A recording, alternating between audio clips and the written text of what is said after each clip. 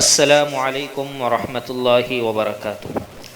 محترم سامعین کرام، احکام رمضان المبارک سے متعلق یہ 8واں درس ہے جس کا موضوع ہے روزے کے فساد سے متعلق چند اہم مسائل۔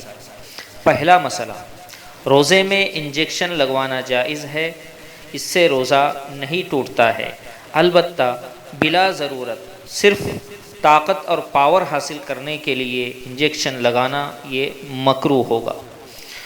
دوسرا مسئلہ، روزے کی حالت میں خون چیک اپ کرانے کے لیے نکلوانے سے روزہ نہیں ٹوٹے گا، یعنی چیک اپ کروانے کے لیے خون نکلوایا جا سکتا ہے۔ تیسرا مسئلہ، روزے میں انہیلر یا گیس پمپ کا یا اسپرے استھما کا استعمال۔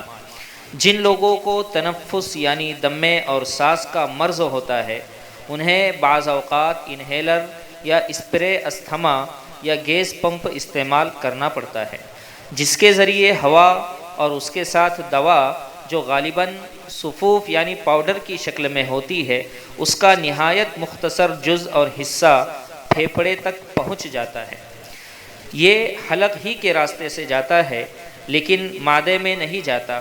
اگرچہ یہ بات جدید تحقیق سے یقینی طور پر ثابت ہے کہ صفوف کا یہ جزء معدے تک نہیں پہنچتا، تب بھی روزہ فاسد ہوگا، کیونکہ ہمارے نزدیک یعنی احناف کے نزدیک قصداً اور ارادتاً دھوئیں یا غبار کو حلق میں داخل کرنے سے بھی روزہ فاسد ہوتا ہے، جبکہ یہ دھواں بھی معدے تک نہیں پہنچتا۔ چوتھا مسئلہ، روزے کی حالت میں دوا زبان کے نیچے رکھنا۔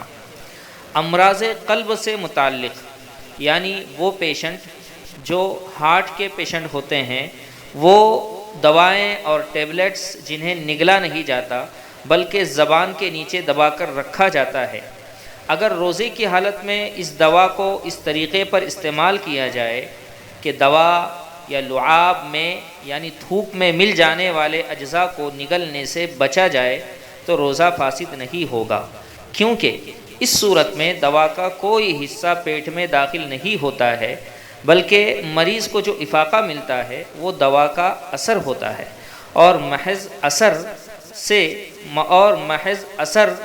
سے روزہ فاسد نہیں ہوتا۔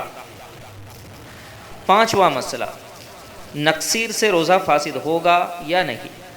اگر کسی روزے دار کی نقصیر پھوٹ جائے تو روزہ نہیں ٹوٹے گا، البتہ نقصیر کا خون حلق کے اندر چلا جائے تو روزہ ٹوٹ جائے گا، قضا لازم ہوگی، کفارہ نہیں۔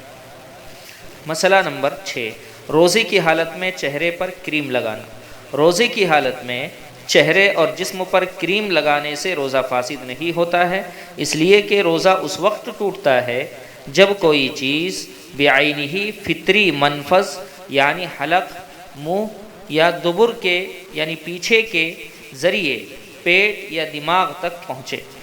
اگر کوئی چیز مسامات بدن یعنی بدنی سوراخوں کے ذریعے جسم میں داخل ہو تو اس سے روزہ فاسد نہیں ہوتا۔ ساتواں مسئلہ، روزے میں دانتوں کے درمیان کی چیز نکال کر کھانا یا نگلنا۔